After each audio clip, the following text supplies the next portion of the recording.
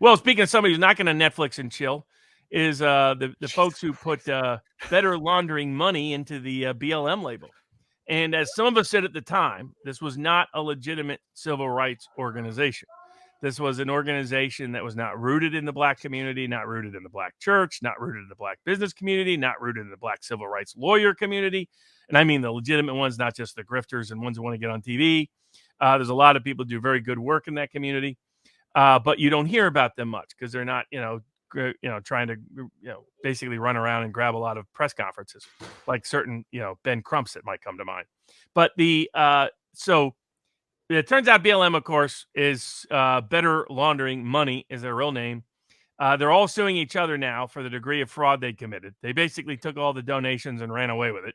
Very little of it went to the community, went to civil rights, went to serve. This is what happens when you don't have the Black business community involved. You don't have Black church involved. You don't have local Black civil rights organizers involved. You don't have local people, not your community college adjunct professor type. But I'm talking about your local boxing club guy, your local, the guy who runs the local, your local barbershop guy, the guy who's got the local franchise, and other connected business members within the Black community, the Black middle class that exists in every town at some level. They weren't part of this. In fact, there was a couple of witches, literally witches, that founded BLM. They're very anti-evangelical, anti-Protestant. That's why they have these wacky ideas that are not consistent with the Black community's general belief, cultural belief system in America. And so it turned out, of course, they were stealing all from each other, tens of millions of dollars. Real estate scam here, another scam here. Their charities are being dissolved. They're not recognized because they're not filing forms. They're not filing returns. They're not publishing information. And this is even from liberal jurisdictions like California. Like, this is just complete crock.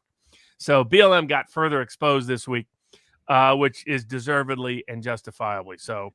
I'll bring this up because some people don't remember. Some people never knew. Canada. Because they're making money in Canada. No, because like this was another one of the stories that got suppressed on the social media at the time. BLM spent at least $12 million on luxury properties in LA, Toronto tax filing.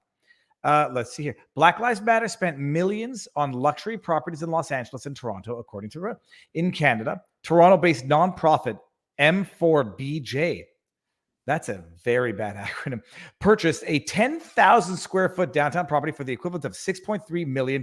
Former headquarters of the Canadian Communist Party was named the Wild Seed Center for the Art and Activism by yada, yada, yada. The purchase of the Toronto home was part of an $8 million out-of-country grant in North America to conduct activities to educate and support Black communities and to purchase. It really makes one of the most, how do I get this out of here? What's the word? It was predictable. I mean, the Crips, the gang Crips is actually named Committee for Revolution or whatever nonsense because they all learned how to play the scam during the 1960s. The Black Panthers, had some legitimate components, but that were politically and socially conscious, Hampton, some other guys. But a lot of them weren't. A lot of them ended up being drug dealers, protecting drug dealers. A lot of them was just a new name of extortionist, famously made fun of in the Electric Acid, or I always get the whole title wrong, Kool-Aid Test. Thomas Wolfe, great book. Where Leonard Bernstein is doing fundraising for the Black Panthers, which is just kind of crazy. But there's always been a gap, the difference between the grifter organizations and the sincere organizations. And there's been a proclivity on the right to consider them all grifter organizations or commie organizations. And there's a propensity on the left to excuse both, when in fact there's just two very different groups with very different causes and very different modus operandi. And BLM always had the fingerprints of being a fraudulent grifter organization, and now it's just being systematically exposed as such.